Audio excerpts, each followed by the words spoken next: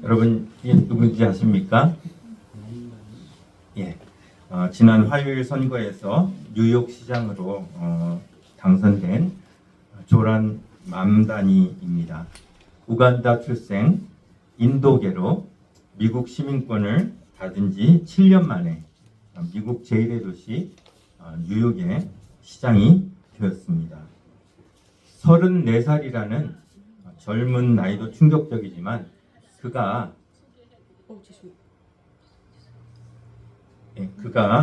무슬림 시아파 신도라는 사실에 많은 교회와 목회자들이 당황하는 한편 미국 내 이슬람 신도들은 그의 당선을 환영하고 있는 그러한 분위기입니다. 당장 우리가 사는 동네 길거리에만 나가봐도 이슬람 복장을 한 사람들이 많아진 것이 사실입니다. 또한 미국 내에서 이 흑인 사회를 중심으로 이슬람교가 점차 확대되는 그런 상황이기 때문에 오늘 우리 권사님도 기도 중에 말씀하셨지만 머지않아 미국도 이 이슬람에게 잠식당하는 것은 아닌지 염려되는 것이 사실입니다. 나날이 확장되는 이 이슬람을 보면서 오늘 이 사라와 하갈이라는 제목으로 우리가 이슬람교에 대해서 함께 생각해 보려고 합니다. 지금 여러분들이 보시는 이 지도는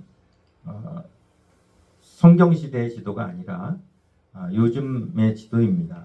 그런데 재작년 2023년 10월 7일이었죠.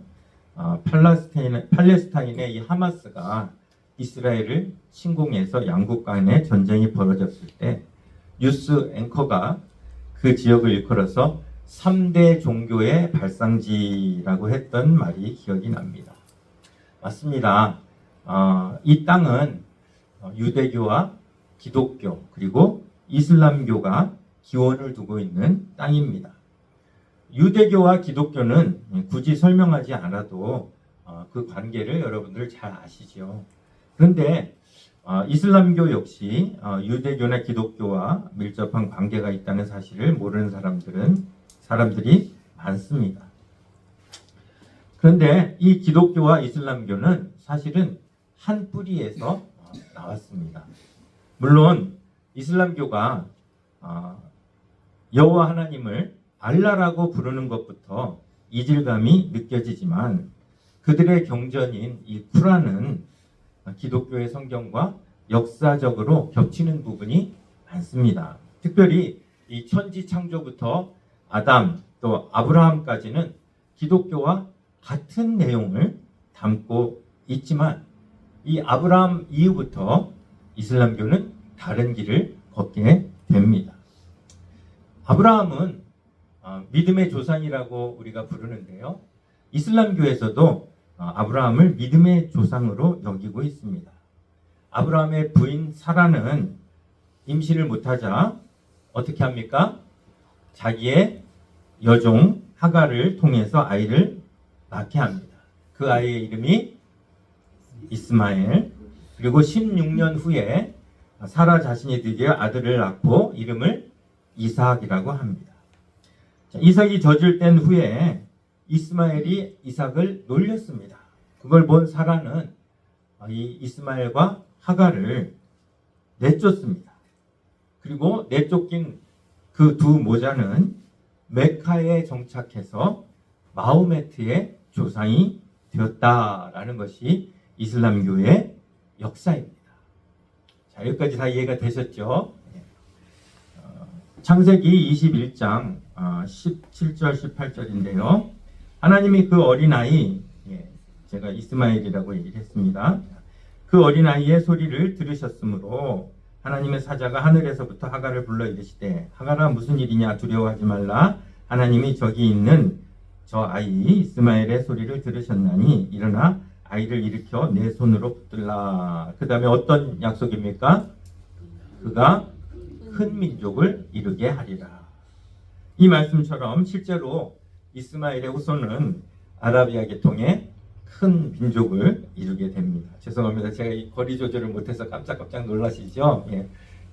혹시 이렇게 눈 감고 계시는 분들이 계시면 저한테도 좋은 무기가 생긴 것 같습니다. 이게 갑자기 확 이렇게 하면 될 것 같습니다. 자, 우리가 믿는 성경에서는 아브라함의 적통을 누구라고 이야기합니까? 이삭이라고 이야기해요. 그런데 이슬람에서는 아브라함의 처자들은 어쨌든 이스마엘이다. 그래서 이스마엘이 장제이기 때문에 아브라함의 적통이다라고 보는 것이죠. 여기서부터 우리 기독교와 이슬람이 다른 길을 걷게 되는 겁니다. 더구나 이슬람은 아브라함이 하나님께 바치려던 아들이 이삭이 아니라 이스마엘이다라고 주장합니다. 그래서 우리가 보통 성경에서 계속 하나님을 부를 때 누구의 하나님 이렇게 얘기하죠. 아브라함의 하나님, 이삭의 하나님, 야곱의 하나님 이렇게 하는데 이슬람을 어떻게 만드는 거예요? 야곱의 하나님, 이스마엘의 하나님으로 만들어 버린 거예요. 자, 그런데 이 이슬람교가 언제 태동되었느냐? 예수님이 오신 후에 600년이 지난 7세기에 그들의 선지자 마호메트가 계시를 받아서 태동된 종교입니다. 그가 받았다는 계시에 의해서 아브라함의 적통은 이삭에서 이스마엘로 바뀐 것이고 기독교의 성경과는 다소 다른 역사가 쓰여진 것입니다. 마호메트는 왜 이런 계시를 받았을까요? 만약에 마호메트가 이스마엘의 후손이 아니라 이삭의 후손이었다면 그렇더라도 같은 계시를 받았을까? 한번 생각을 해보면 그가 받았다는 계시가 절대 진리가 아닌 자기 민족을 향한 편협한 추론이라는 가능성에 무게가 실릴 수밖에 없는 것이죠. 우리나라의 이단들도 대부분 어떻습니까? 기독교 플러스 단군 사상, 민족 사상 이런 것들을 혼합한 그러한 이단들이 많지 않습니까? 자, 그런 이단 중에 하나가 이제 그 이슬람 그 세계를 지배를 하면서 이렇게 큰 종교가 된 것입니다. 그런데 이슬람이 아무리 성경과 같은 역사를 기록한다 할지라도 사실 여러분 우리가 아는 이 구약 성경은 단순한 역사가 아니잖아요. 그렇죠? 자, 구약 성경은 약속이에요. 약속. 어떤 약속? 예수 그리스도에 대한 약속이 계속 반복되는 것이 구약 성경이에요. 다양한 저자가 구약 39권을 기록했어요. 그런데 그 다양한 저자가 다양한 시대에서 각각 다른 문체로 성경을 기록했는데 그들은 한결같이 한 분을 가리켜요. 누구요? 예수 그리스도. 예수 그리스도에 대한 약속을 기록하고 있는 것이 구약이에요. 그런데 그 구약 성경에서 예수 그리스도를 빼버린다면 마치 바람 빠진 풍선처럼 그저 한 나라의 역사에 불과하게 될 것이에요. 하지만 예수 그리스도가 구약 전체 창세기 3장 15절부터 계속해서 쭉 예언되고 있기 때문에 구약 성경은 끝까지 소망을 유지할 수 있는 것입니다. 그렇다면 이슬람교는 구약의 역사를 어떻게 해석하고 있을까요? 그들은 구약에서 이 예수 그리스도에 대한 약속을 쏙 빼버렸습니다. 그런데도 쿠란에는 여전히, 쿠란은 이 이슬람의 경전이죠. 코란이라고도 하고 쿠란이라고도 하는데요. 이 쿠란에는 아담, 노아, 아브라함뿐 아니라 모세, 다윗, 욥, 요나, 솔로몬, 예수님까지 등장합니다.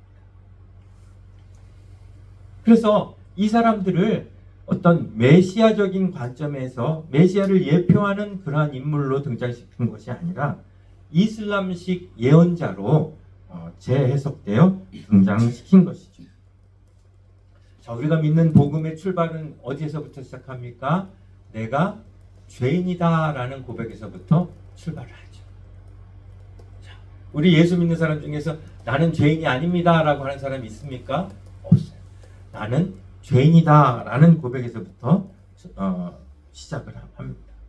아담으로부터 물려받은 이 우리의 죄성, 우리가 아무리 노력해도 없어지지 않는 이 죄성 때문에 우리는 늘 괴로워하고 늘 안타까워하는 거예요. 그것이 복음을 받아들이는 첫 번째 걸음입니다. 그래서 가장 중요한 전제는 우리에게 원죄가 있다는 거예요. 아담의 죄성을 물려받은 그 원죄가 우리 가운데 있다는 거예요. 그리고 그 원죄를 인간 스스로 해결할 수 없기 때문에 그 원죄를 해결할 대속자가 필요하다는 것. 그리고 그 대속자의 그 희생 사건, 십자가 사건, 이것이 기독교 복음의 클라이막스 아닙니까? 그런데 이슬람은 이 원죄를 인정하지 않는 거예요. 구원은 그냥 각 개인의 신앙, 그리고 진심 어린 회개, 그리고 선한 행위의 결과로 알라의 자비에 의해 결정된다라고 보는 것이 이슬람 교리인 거죠.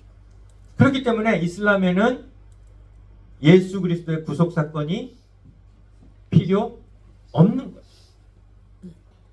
따라서 쿠란 속의 구약 역사는 우리 성경과는 달리 속죄를 위한 구속사적인 흐름이 아닌 알라의 유일신 신앙을 따르는 그냥 지속적인 경고와 교훈으로 이루어진 것이죠. 아까도 말씀드렸듯이 쿠란에는 아담에서부터 맨 마지막 마호메트까지 25명의 예언자가 나옵니다.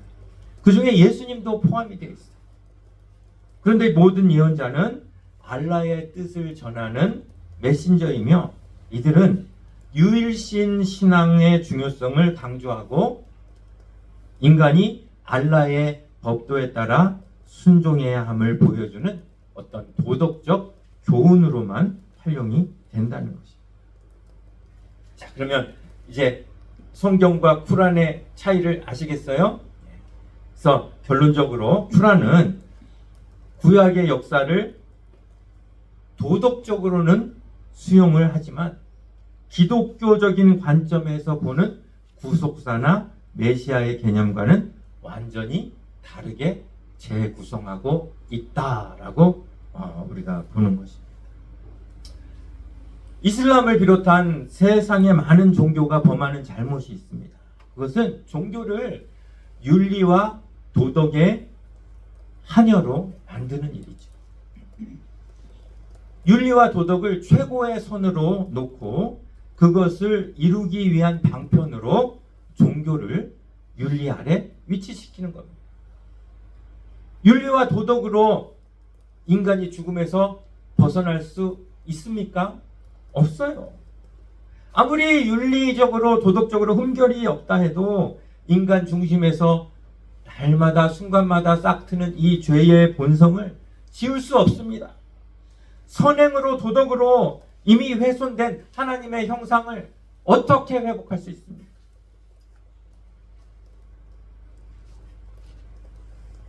그런데 세상의 많은 종교들은 윤리와 도덕이 최고의 선인 양 이렇게 이야기하는 것이죠. 그리고 그 종교를 그 윤리와 도덕의 한여처럼 윤리와 도덕을 이루는 어떤 수단으로 그냥 전락시킨 것입니다. 하지만 우리가 가진 복음은 어떻습니까? 윤리와 도덕을 뛰어넘는 새 피조물의 영광을 우리에게 주셨습니다. 다른 종교처럼 윤리 도덕의 시녀가 아니라 대속자를 통한 대속, 그리고 그 은혜를 통해 변화된 새로운 피조물로서의 삶, 윤리와 도덕을 뛰어넘는 그러한 삶이 우리에게 주어졌다는 것이 바로 우리가 믿는 복음 아닙니까? 인간으로서의 가치, 하나님의 형상을 회복할 수 있는 그 놀라운 그 능력이 복음 가운데 있는 것입니다.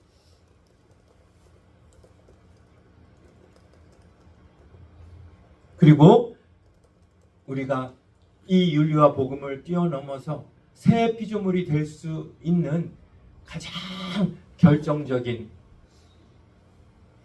그 매체가 누굽니까? 바로 예수 그리스도예요. 대속자를 통해서만 우리는 하나님의 형상을 회복할 수 있고 새로운 피조물이 될 수 있는 것입니다. 그리고 그 대속자에 대한 약속이 계속 말씀되어지고 있는 책이 뭐라고요? 구약이에요. 그래서 구약을 영어로 뭐라고 하죠? Old Testament. Old, 늙은, 아니면 오래된 Testament. 영어로 다른 말로 하면 will이라고 그러죠. 죽을 때 will을 남기잖아요. 그래서 어떤 약속. 그래서 오래된 약속. 장차 오실 구속자에 대한 약속이 구약이에요. 올드 테스트먼트. 그리고 신약은 이 대속자를 통해서 새롭게 주어진 약속. 그래서 새로운 약속 신약이에요. 그래서 구약과 신약.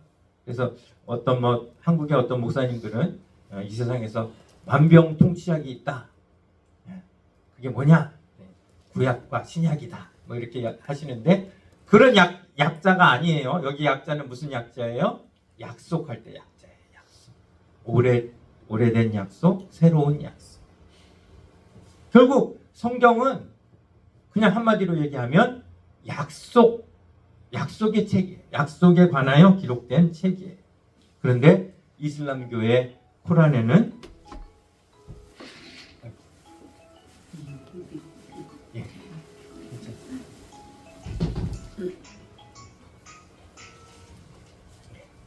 근데 이슬람교의 쿠란에는 이 약속이 없어요. 성경의 가장 중요한 뼈대를 쏙 빼놓고 마호멧이 생각하는 최고의 선, 도덕과 윤리만으로 경전을 채워 넣었기 때문에 이슬람교 역시 세상의 여타 종교와 비교해서 나을 것이 하나도 없는 것이에요. 자, 이런 과정에서 우리는 이슬람교의 치명적인 결함을 발견하게 됩니다. 자, 이슬람교가 언제부터 시작되었다고요? 7세기. 예수님이 돌아가신 지 600년 후에 시작이 됐어요. 자, 그러면 아브라함이 살았던 BC 2000년과 몇 년의 공백이 있는 거예요? 2600년의 공백이 있는 거예요. 만일 그들이 정말 하나님이 주신 참 종교라면 하나님께서는 끊임없이 그들에게 계시를 주셨을 거예요. 우리 성경을 주신 것처럼. 그래서 그들의 선지자들도 성경의 저자들처럼 그 계시의 기록을 보존했을 것이에요. 그러면 그들에게도 이 2600년 동안의 기록이 당연히 보존되어 내려와야 해요. 그런데 자, 그러면 그들 나름대로의 2600년의 이 기록이 내려온다면 그들의 족보 역시 이삭의 족보가 아닌 이스마엘의 족보를 따라 내려오는 또 다른 경전이 있어야겠지요. 그런데 쿠란에서 이야기하는 이 예언자, 선지자들은 야곱, 요셉, 모세, 다윗 하나같이 누구의 후손입니까? 이삭의 후손이에요. 이스마엘의 후손이 아니라 이삭의 후손이에요. 적통은 이스마엘이라고 해놓고 적통도 아닌 이삭의 자손을 자신의 예언자로 바꿔놓는 것. 뭡니까? 완전히 표절 아니면 바꿔치기 아닙니까? 중국에서 김치를 자기 음식이라고 하는 것과 다를 게 뭐가 있습니까?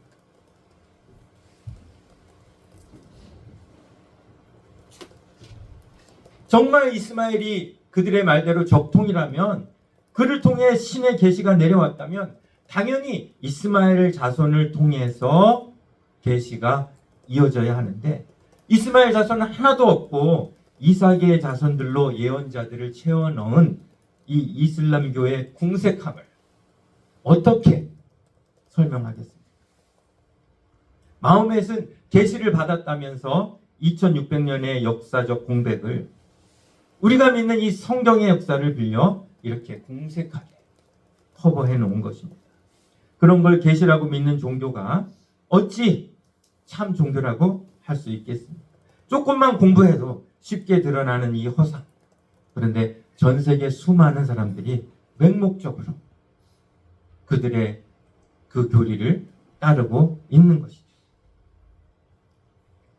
참 이슬람권 선교가 얼마나 시급한지를 우리가 다시 한번 느끼게 되는 것입니다. 자, 기독교가 갈라진 것이 이삭과 이스마엘에서였지만 좀 더 구체적으로 이야기한다면 그들의 어머니 사라와 하갈에서부터 갈라졌다는 것이죠. 그래서 이 시간 제가 제목을 사라와 하갈이라고 이렇게 제목을 지었는데, 이 두 여인에 대해서 잠시 생각해 보려고 합니다. 쿠란에는 성경에는 사라하고 하갈하고 두 여인의 이름이 둘 다 나오죠. 쿠란에는 어떨까요? 안 읽어보셔서 모르시겠죠? 쿠란에는 사라는 이름이 안 나옵니다. 그냥 아브라함의 첫 부인으로만 이렇게 지나간다고 합니다. 그런데 성경에서 뭐라고 말씀하십니까? 창세기 21장 12절 말씀. 하나님이 아브라함에게 이르시되 내 아이나 내 누구요? 여종으로 말미암아. 이 여종 누굴 가리키는 거예요? 하갈. 근심하지 말고 사라가 내게 이른 말을 다 들으라. 이삭에게서 나는 자라야 내 씨라 부를 것임이니라. 하나님은 하갈을 아브라함의 부인으로 인정하신 적이 단 한 번도 없습니다. 그가 비록 아브라함의 아들을 낳았지만 그는 여전히 여종이지 아내가 아닙니다. 거기에 더해 아브라함의 씨는 이스마엘에게서 나는 자가 아니라 누구에게서? 이삭에게서 나는 자라야 내 씨라 부를 것임이라. 분명하게 하나님께서 이렇게 정해 놓으셨습니다. 하나님이 이때는 이렇게 말하고 조금 있다가 바꾸시는 분은 아니시죠. 하나님은 절대 변개하시지 않는 분이에요. 어제나 오늘이나 영원토록 변함없는 분이십니다. 도대체 마호멧이 어떤 계시를 받았는지 모르지만 이스마엘이 적통이 될 수도 하갈이 아브라함의 아내가 될 수도 없는 이 변함없는 사실을 이렇게 바꾸어 버린 것입니다. 저는 사라와 하갈을 이렇게 생각하면 참 안타까운 마음이 들어요. 하갈에 대한 참 연민이 있어요. 여러분 그렇게 생각 안 드세요? 그냥 여러분은 그냥 하갈은 그냥 무조건 그냥 밉상이고 그냥 사람만 이렇게 예쁘세요? 저는 이 사라와 하갈을 이렇게 보면은 하갈에 대한 연민이 있어요. 만약에 요즘에 이런 일이 있었다면 야, 이렇게 불공평한 하나님은 안 믿겠다며 저항하는 사람이 많을 거예요. 하갈은 사회적인 약자였어요. 사라는 기득권자입니다. 하갈은 애굽 출신의 흑인이었고 사라는 65세에도 미모를 유지한 미인이에요. 그래서 애굽 왕 바로가 65세의 사라를 보고 바로 반해버릴 정도로 그야말로 하갈은 흙수저고 사라는 금수저예요. 만약 예수님이 이 세상에 계실 때 사라와 하갈 두 여인이 있었다면 예수님은 누구에게 더 관심을 가지셨겠습니까? 당연히 약한 자에게 관심을 가지셨을 것입니다. 그렇다면 하갈도 마땅히 존중받고 보호받아야 하는 그런 사람이 아닙니까? 그런데 하나님은 하갈과 그의 아들 이스마엘은 내쫓으라고 하시고 사라와 그 아들 이삭은 끝까지 지켜주십니다. 여러분 이거 편애 아닙니까? 하나님의 편애를 어떻게 봐야 할까요? 둘 다 하나님이 만드신 사람이고 둘 다 똑같은 인격을 가진 사람인데 도대체 뭐가 다르기에 하나님은 사라에게만 이렇게 집중적으로 관심을 기울이고 계시는 걸까요?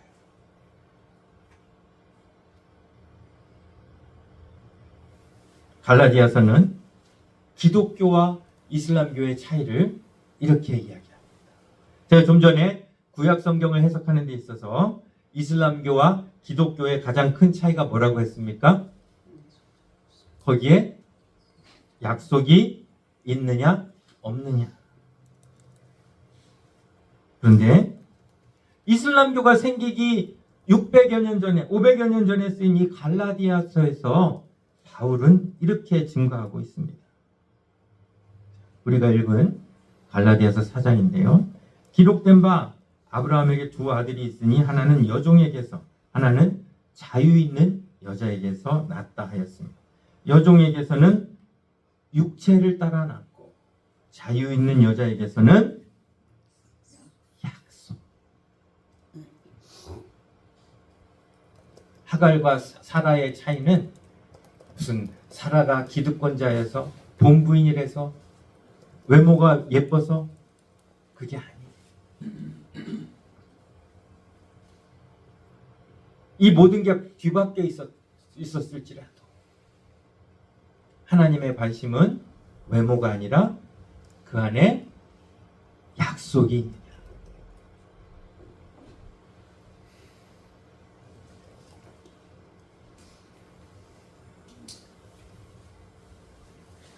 그러나 그때의 육체를 따라 난 자가 성령을 따라 난 자를 박해한 것 같이 이제도 그러하도다.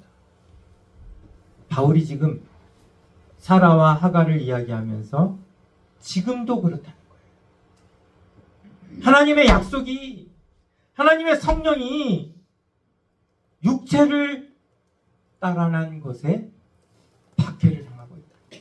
희롱을 당하고 있다. 놀림감이 되고 있다는 거예요. 그러나 성경이 무엇을 말하느냐? 여종과 그 아들을 내쫓으라. 여종과 그 아들은 뭐예요? 육체를 따라나. 약속이 육체를 계속해서 희롱할 때 그것을 가만 보고 있지 말고 내쫓으라. 왜냐하면 여종의 아들이 자유 있는 여자의 아들과 더불어 유업을 얻지 못하리라. 사라에게는 그 어떤 여자도 갖지 못한 것이 있었습니다. 그것은 바로 그 안에 있는 하나님의 약속이었습니다. 마찬가지입니다. 우리가 비록 세상적으로 보잘것없고 약하지만 세상 사람들이 갖지 못한 것이 우리에게는 있습니다. 무엇입니까? 우리가 약속을 가졌다는 것이. 약속을 가진 자에게는 하나님께서 유업을 주시지만 약속이 없는 자는 아무리 아들을 먼저 낳았어도 아무리 세상에서 잘났어도 하나님의 유업이 없다는 것입니다. 나중에 하갈과 이스마엘에게도 자비를 베푸셔서 그들에게도 큰 민족을 이루게 하신다는 약속은 주시지만 그 약속은 그저 육체적인 약속일 뿐이에요. 그리고 참된 자유, 죄에서 구원받는 구속의 참된 약속은 오직 사라를 통해서만 하나님이 주셨다는 말씀을 하셨다는 것입니다. 이스마엘이 받은 약속과 이삭이 받은 약속 비교도 할 수 없지 않습니다. 이 세상에서 잘 먹고 잘 사는 것하고 우리가 하나님의 형상을 회복한 새 피조물이 되는 것하고 비교도 할 수 없는 그 귀한 약속을 하나님이 우리에게 주셨는데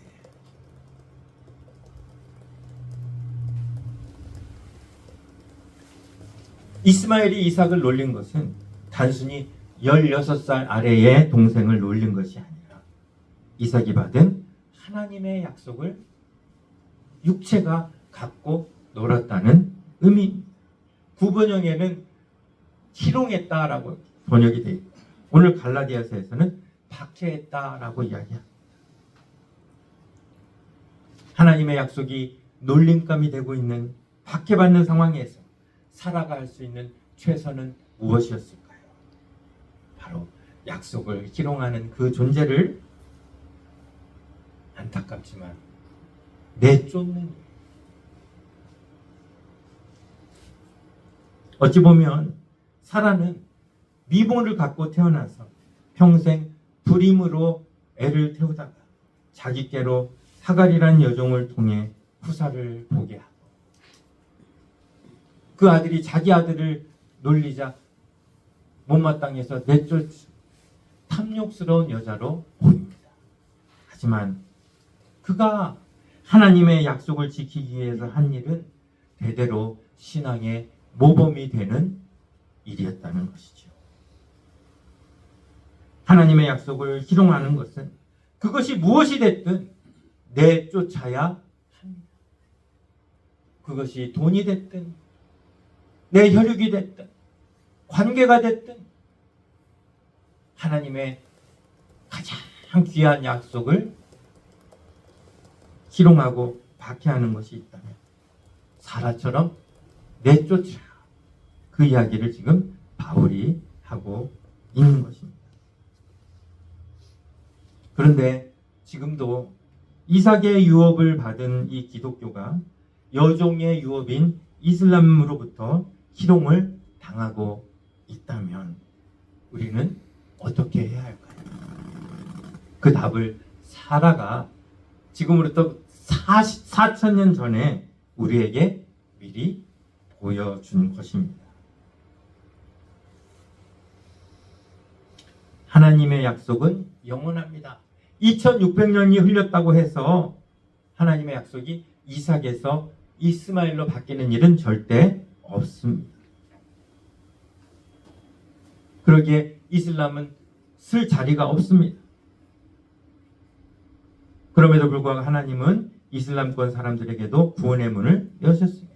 혈통과 문화, 국적을 불문하고 사라에게 주셨던 그 약속, 즉 대속자를 통한 구원의 약속을 믿기만 하면 누구든지 사라와 이삭이 받았던 약속을 똑같이 주신다고 하나님 말씀하셨기 때문입니다. 아무리 이슬람 신도가 뉴욕 시장이 되었다 하더라도, 아니 대통령이 되었다 하더라도, 그것 때문에 이슬람 신도가 일어난다 하더라도 하나님의 약속은 변할 수도 희롱당할 수도 없는 줄 믿습니다. 그렇기 때문에 하나님의 약속이 이슬람이나 다른 종교에 의해 희롱당할 때 우리는 사라처럼 해야 합니다. 그냥 가만 보면서 한탄만 하지 말고 결연하게 일어나서 사라처럼 그것들을 내쫓을 수 있는 그런 믿음의 소유자들이 다 되시기를 바랍니다. 사라에게 주신 그 약속이 얼마나 부러웠기에 마호메트가 이렇게 역사를 변개해서 이슬람교를 만들었을까요? 하지만 우리는 그런 종교를 만들 필요가 없습니다. 왜냐하면 하나님께서 그 약속을 우리에게도 똑같이 주셨기 때문입니다. 이제 우리에게 남은 일은 뭡니까? 이 약속을 사라처럼 굳게 지키는 것. 그리고 굳게 지키기 위해서 이 약속을 희롱하는 그 어떤 것이라도 우리가 과감하게 우리의 삶 가운데 내쫓을 수 있는 그런 귀한 은혜가 저와 여러분들 가운데 있어지기를 간절히 바랍니다. 기도하겠습니다.